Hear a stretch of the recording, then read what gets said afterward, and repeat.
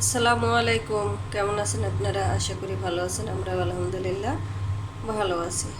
তো এখানে আমি গরম পানি বসিয়ে দিয়েছি, পানিটা গরম হয়ে গিয়েছে। আমি এখন মসুরের ডাউল দিয়ে দেবো।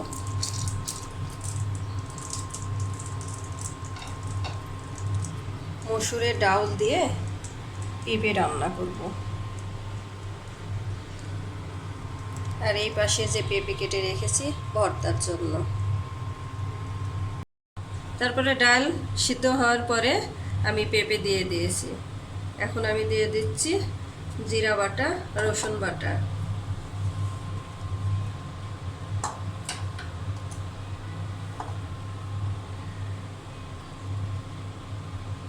হলুদের গুঁড়া,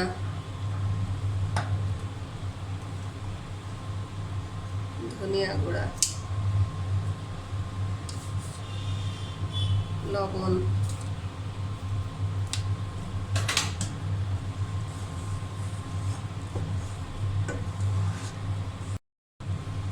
এখন আমি ঢাকনা দিয়ে ঢেকে দেব পেঁপেটা ভালো করে সিদ্ধ হওয়ার জন্য। দিয়ে দিলাম রসুন কুচি, পেঁয়াজ কুচি।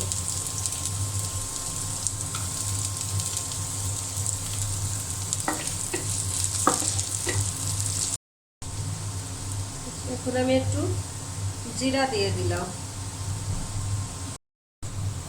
পেঁয়াজ ভাজি করা হয়ে গিয়েছে।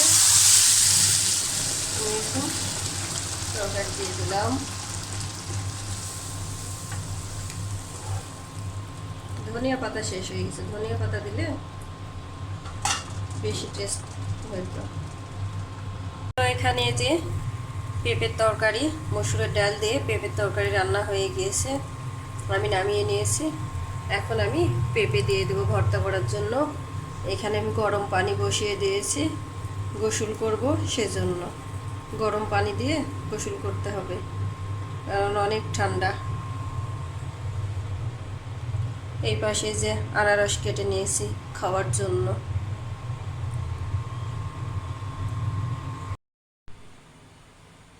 তারপরে তো খেতে চলে আসলাম।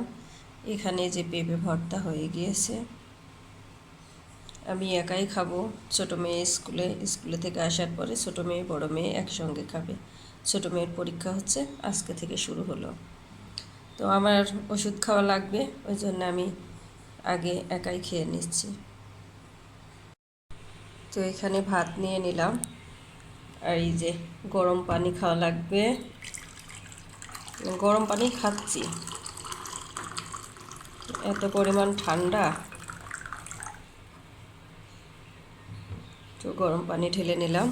আর ভর্তাতে ঝালের পরিমাণ খুবই কম দিয়েছি, কারণ বেশি ঝাল হলে খেতে পারবো না আমি। এখন সন্ধ্যাবেলা আমার মেয়ে এখানে কফি বানিয়ে নিয়ে আসলো। আর এখানে যে মুড়ি মা খেয়েছিল, অলরেডি শেষও হয়ে গেছে, খাওয়া খাওয়া চলতেছে। তো ভিডিওটি আমি আজকে এখানে শেষ করব। যদি ভালো লাগে চ্যানেলটি সাবস্ক্রাইব করে দেবেন, একটি লাইক দিবেন এবং কমেন্ট করবেন। আপনাদের সবার জন্য রইল অসংখ্য ভালোবাসা। আমাদের জন্য দোয়া করবেন। আল্লাহ হাফেজ।